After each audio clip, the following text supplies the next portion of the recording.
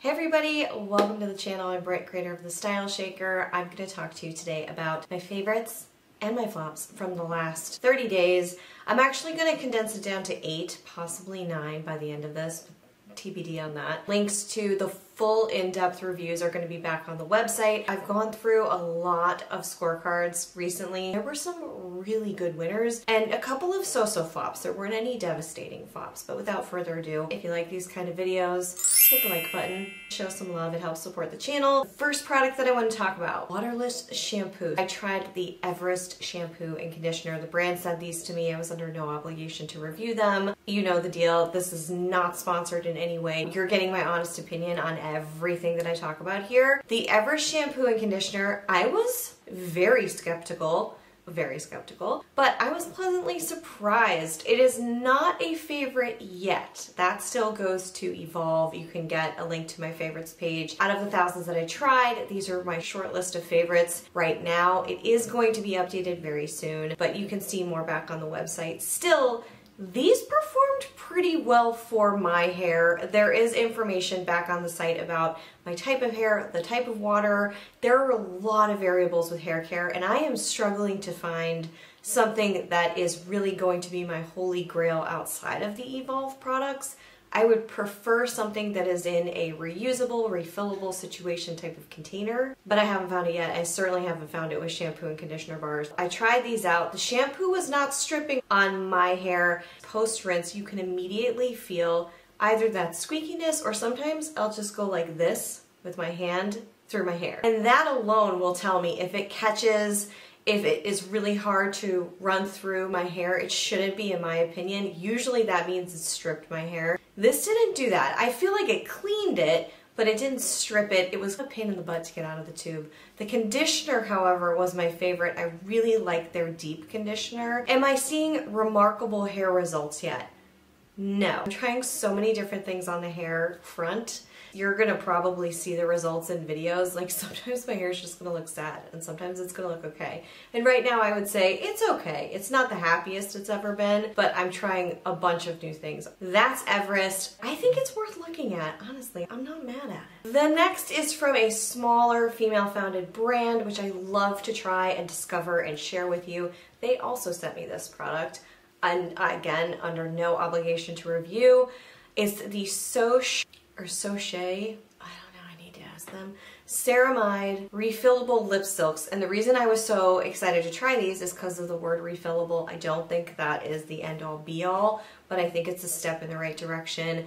There's some really interesting ingredients in these. They sent me a full run, so I had lots of fun with the swatching. Overall, I really liked these, except for 2 key things, and these 2 things are unfortunately deal breakers for me. The first is the scent is a very strong fruity meets waxy scent, and if you're sensitive to that kind of thing, you might not really like it. I don't know. I found it to be off-putting, and it was the kind of thing that after you apply it and you breathe or talk or you inhale, you can feel it in the back of your throat. It drives me nuts. It's very nitpicky, I know. And then the second thing was, the more that I used these, oddly, the drier my lips felt. And sometimes that happens. It's happened to me before with an Ilia lip mask I did, which is their lip wrap. I didn't really like that, so it's a bonus ad here. I was not a fan of that. I would go Alpine lip mask every day, all day. It's all my favorites, but I digress. The scent I may have been able to get over because I loved the colors. I thought the colors here were beautiful and they were very different from a lot of the other brands that I've seen out there. But yeah, it was just something about this and my skin we did not interact well. I'm not saying that's gonna happen to you, but it happened to me. Okay, here is a fave. Totally changed my life. The least expensive of all of them, Charlie's soap. It is a laundry powder. It is very cool. I actually just did a load of laundry with it. I was buying those giant, stupid containers of liquid detergent. I've been doing it my whole life. A lot of us have. I'm not judging you. Don't judge me. Let's be in this together, okay? But I got the Charlie's powder, and you can get it anywhere. I have a link to, I think, Amazon or whatever, or if you're trying to not do Amazon, you can go off Amazon. Your call. Anyway, you use a very tiny scoop. You put it in the drum of the washer first, or you put it in the washer. Why did I say drum? I don't know. I wanted to sound technically savvy, but I don't, whatever. I really was like, this isn't gonna do it. And I bought a couple of other options for more sustainable laundry detergents. So I have the tabs and the strips, so I was like prepared to try more things, and I'm still gonna try them. This did a very good job. Now it says it gets out all kinds of stains, and while my stuff was not really dirty, I wasn't like running through the dirt, it didn't have blood or wine or anything like that, not to get too into it, but like, we get it, these things happen. I do have makeup on these washcloths and it came out. I haven't put it to the full test on extremely set-in stains, but I find this to be incredibly effective, and there's a bonus. I don't know if you've been watching on social or anything like that and you've been seeing all of these, here's how to clean out, maybe it's just my FYP page, but here's how to clean out your washer. You should be doing it often. Here's how to clean out your dryer. And I was looking around and I'm like, oh, I think I need to, because the washer can start to smell a little funky. And mine was, and so I cleaned it out a little bit. The benefit of the Charlie's powder, it actually cleans the washer, or so they said. And I'm telling you, I'm at least a month in right now, and it does not have any weird odor or scent in the washer anymore. I can't smell it. It's gone. So it's double duty. It's cleaning the washer, it's cleaning the clothes. It's really good when it goes into the water system. It has all these other benefits that you can check out back on the site that I could, well, butcher right now. But it is a huge new favorite. I'm bummed I have to try out the other laundry detergent options, but I'll do it because this is what we do here. Ninja hands. Next we have the RMS Redimension Hydra Powder Blush. I tried this in Sangria. $35, $28 for the refill. I didn't get sent anything RMS. Hi, how are you? I would love to work with you, but they never send me anything, which is fine. I wish I had other colors to swatch for you. Maybe one day I will. But for now, the Sangria shade. I actually didn't like that shade at first. I'm like, why did I go so dark? This is crazy.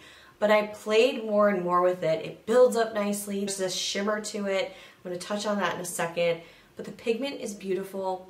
There's no kickback, there's not powder everywhere, there's no glittery specks. It's just a beautiful cream to powder blush that actually was creamy in the pan, and then it did turn into powder on the face. It wasn't drying in any way. The shimmer, this is probably one of my favorite brands for a powder highlight. Their powder highlighters and bronzers are beautiful. There's something about, I don't know if it's the milling of the powder, I don't know what it is, but they're really good at it. I was like, maybe this will be a flop. Maybe I will be like, no, you don't need to spend $35, and you absolutely don't need to, but it's really beautiful. And I use it as not only just a very light color, but I use it on the eyes, I use it on the face, I use it all over the face. It's great. I really like it. And I want to try other colors, but the Sangria surprisingly was a good color. And now we have a flop. It's from this new brand. Everybody's loving it.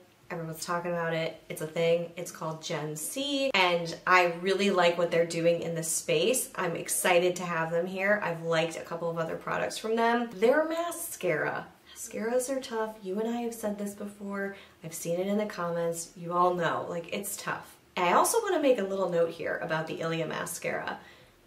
I don't know what's going on, but I think I'm getting a little bit of a reaction to the formula, even on new bottles. I turn and churn those pretty quickly because I don't want anything to interact with my eyes or irritate. Listen, I'm just gonna throw it out there. The Ilia Limitless Lash is still on my favorites list, but I don't know if it's gonna stay there forever because something's going on with that formula, and I don't think they've changed it. I don't know what it is.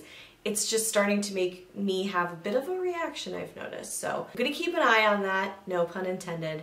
The Gen C mascara has tons of positive reviews out there. It is not going to be my replacement. I just didn't find it to do enough. Like, it was good for lengthening, better than at volumizing, I think, but it just wasn't wowing me in either length, volume, what else is there? Multiplication of lashes. I don't know. It just didn't cut it for me. Oh, and the other thing about this, it reminded me of the Mob Beauty mascara. So it does give a little bit more of a curl. That did stand out somewhat. However, it kept curling, and then by the end of the day, lashes go like in weird direction. Have you guys seen that yet? I don't know if you've tried these. There's maybe a new curling complex in the formula. I don't know. Not a chemist. Should surprise no one. But wasn't that great. It was just more for lengthening, a softer volume. not worth me buying again in my case. Oh, and there was also a little bit of dryness. It dried down quickly. I don't like that. I like when lashes, I don't want to feel them sticking, but I don't want them to feel dry. Speaking of, this was a big old flop. I don't have a full review on it on the channel, but the Mob Mascara, this is a refillable option. I wanted it to work. I really like the brand. Nope, not for me. No ma'am. There is a, let me look at it. One second. Multifunctional film former. Okay, cool. It curled like a champ, and I'm like, wow, this is really cool actually, because I liked it. It was creamy, it went on nicely, but the curling, it just kept curling, and I looked nuts by the end of the day. My lashes were genuinely confused at which way to look. They had no idea. So for that reason, it's a no. Okay, this is going downhill from here, sorry. But the next was a flop, unfortunately, from Kate McLeod. I tried the lotion bar. I feel like the scent profile that was presented on the website was way off. I got cinnamon, and I didn't expect cinnamon. But more so than that, that really wouldn't be a huge deal breaker for me, because it smelled great. It just wasn't what I expected. The thing was, it went really fast. I got the mini stone to test it, and I tried every which way to apply it, and it just felt very greasy on my skin. I think if you're looking for something that's not an oil, it didn't feel oily, it just was thicker, you could really feel it. This could be a great option for somebody who is interested in really intense moisture, like a rich moisture, and you can handle the tackiness on top. Also, you're not gonna get that white lotion thing that you have to rub in, which I know some people cannot stand. And then the scent dissipates a little bit, but for me, it was just a little too much. It was a little tricky to apply. I gave it plenty of time as long as this little guy would last, but it just, I never got around to loving it, so I'm not converted yet on the Lotion Stone. I have a Pretty Frank bar is the name of the brand that I'm gonna try. They're out of Austin. So I'm gonna try them out and see how that goes. It's bigger, but it's square, so it's, I don't know, we're gonna figure it out. This is the whole journey towards plastic free, right? So we're learning, I'm learning as I go and sharing with you. The last product I wanna talk about is from Upcircle. It is their night cream with blueberry extract in it. I love what this brand does. This is the first product that I've tried from them. I purchased this. By the way, if there's anything that I've talked about that you have a different feeling on, share it in the comments below. I love having alternative perspectives around here. If you're a subscriber, you guys know that. But anyway, this cream, this night cream, I felt like it was wonderful in the sense that it was rich and creamy, it wasn't oily, it wasn't heavy, and I was thinking, this is a really nice, sinks right in kind of lightweight cream. For a night cream, I wanted something richer, a little bit more heavy duty, a little bit more hydrating for my skin, and this didn't work with my skin for some reason. It smelled delicious, it upcycles ingredients. There's a lot of pros happening here. The packaging is really smart. I use it now as a day cream. I'm just going through it as a day cream, but I'm not seeing any noticeable results after having used it for at least a month at this point. It's not irritating my skin, but yeah, I'm not quite enamored with it or thinking, wow, I couldn't live without this. So I wouldn't say this was a total flop, to be honest. I think this is just a meh. I would go back to my favorites, and I already have. There is actually one thing that I did want to mention too. I just tried and purchased the Function of Beauty shampoo and conditioner.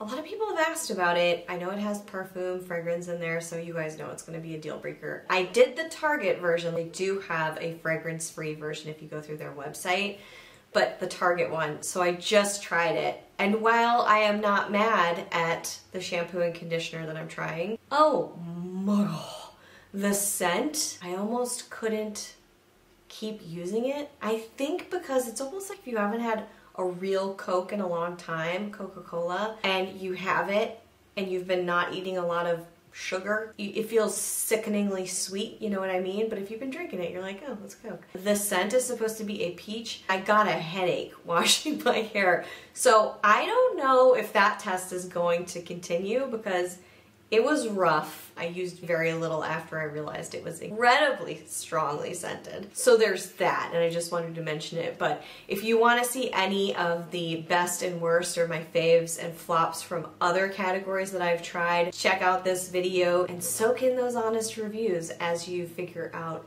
what you want to buy and what you don't want to buy. See you right back here real soon. Until then, bye.